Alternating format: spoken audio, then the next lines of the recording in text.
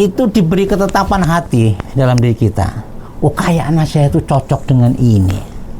Apa namanya, orientasinya itu apa yang paling harus menjadi perhatian itu bagaimana calon kita itu dalam mengamalkan agamanya. Pak Ustadz, kalau datang jodoh gitu ya, datang waktu yang tepat, apakah ada ini tanda-tandanya? Bagaimana sih kita tahu jika jodoh itu orang itu jodoh kita gitu ya, atau bukan gitu ya? Jadi artinya kalau memang dia jodoh saya, apakah ada tanda-tandanya Pak Ustadz? Begitu ya? Iya. Bahasanya begitu? Iya.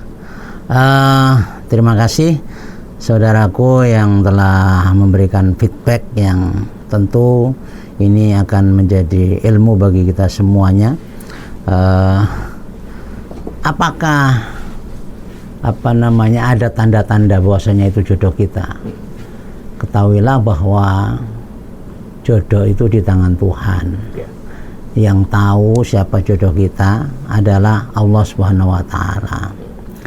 Tetapi Allah memberikan kita ruang untuk berikhtiar dalam mencari jodoh tersebut. Artinya menentukan jodoh kita. Ya. Kita diajarkan dalam agama kita itu dengan sholat istikharah. Ya.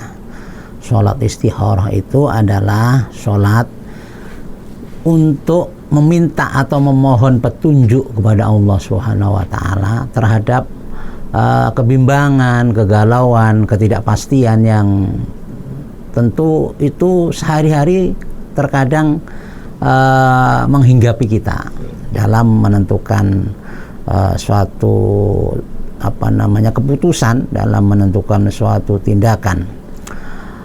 Tentu kita adalah juga jon politikon, makhluk sosial. Kita butuh ta'aruf, ya kan? Dan ketika kita mengenal seseorang dan di dalam posisi kita ini sudah siap untuk melangkah menuju rumah tangga, tidak ada salahnya kita juga menyeleksi begitu ya. Menyeleksi orang-orang yang dekat pada kita. Dan kalau yakinlah ketika kita memohon petunjuk kepada Allah itu, pengalaman ini ya Mas Ardi ya, pengalaman, saya kira semua pengalaman itu diberi ketetapan hati dalam diri kita. Oh, kayaknya saya itu cocok dengan ini.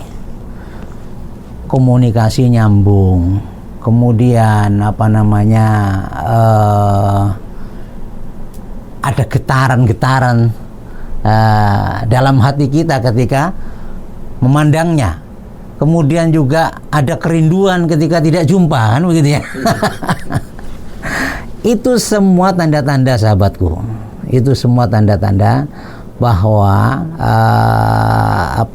ketertarikan itu ya bisa jadi kemudian menguatkan hati kita untuk mengatakan bahwasanya mungkin ini jodoh saya, begitu. Nah, kemudian tidak hanya cukup itu, berdoa itu kita juga dibolehkan bertanya, ya kan, ke saudaranya, ke temannya, bagaimana perilaku sehari-hari orang yang mau kita jadikan pasangan itu. Juga menggali informasi seperti itu, ya. Tidak kemudian ke barat, ke timur, boncengan, ya. Kemudian pulang malam. Nah, ini tidak diajarkan seperti itu.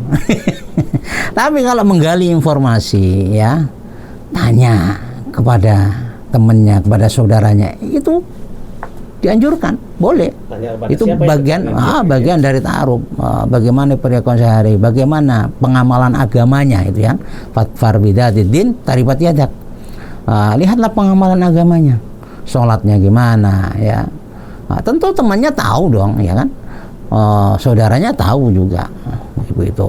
Nah, kalau itu semakin menguatkan hatimu, semakin baik. Nah, ini anjuran agama memang fatfar bidatiddin. Orientasinya itu yang paling harus menjadi perhatian itu bagaimana calon kita itu dalam mengamalkan agamanya. Nah, kalau mengamalkan agamanya aja sudah tidak amanah, ya tidak baik, kemudian tidak serius, bagaimana mau serius dengan Anda, kan begitu. Seperti itu ya. Jadi ikhtiar itu penting dilakukan. Di samping istikharah, doa, kemudian langsung misalnya pas main ke rumah kita aja berdiskusi, kita aja bertukar pikiran, itu nyambung begitu. Tentu itu semua akan menguatkan hatimu untuk mengatakan ini pas untuk menjadi pasangan saya. Nah, kalau sudah diputuskan ini pasangan saya mantap dengan ini, saya merasa senang. Nah, kemudian sudah melangkah ke jenjang pernikahan, tentunya diminta dulu, kan begitu ya prosesnya ya. Diminta dulu, dilamar maksudnya. Kemudian karena sudah mantap ya diterima gitu ya. Kemudian sudah ke akad nikah. Lah, ketika sudah terjadi akad nikah, itulah jodohmu. Itulah jodohmu, itulah jodoh kita. Ya, anugerah terindah, anugerah yang besar dari Allah yang harus kita jaga dan pelihara perjodohan itu, karena itu amanah Allah. Kalau kita kemudian di tengah jalan kemudian ada gangguan, ada hal yang membuat hal-hal yang buat disharmoni, ya, mengganggu keharmonisan, itu semua rumah tangga seperti itu. Jangan heran dan jangan takut menghadapi masalah rumah tangga itu, gitu ya. Dicarikan solusi. Fokus pada penyelesaian, jangan fokus pada masalah. Sering kita sampaikan seperti itu ya. Fokus pada penyelesaian, jangan fokus pada masalah. Nah, selama kita itu masih berkomitmen untuk memelihara, menjaga jodoh kita itu, maka insya Allah perceraian itu tidak akan terjadi.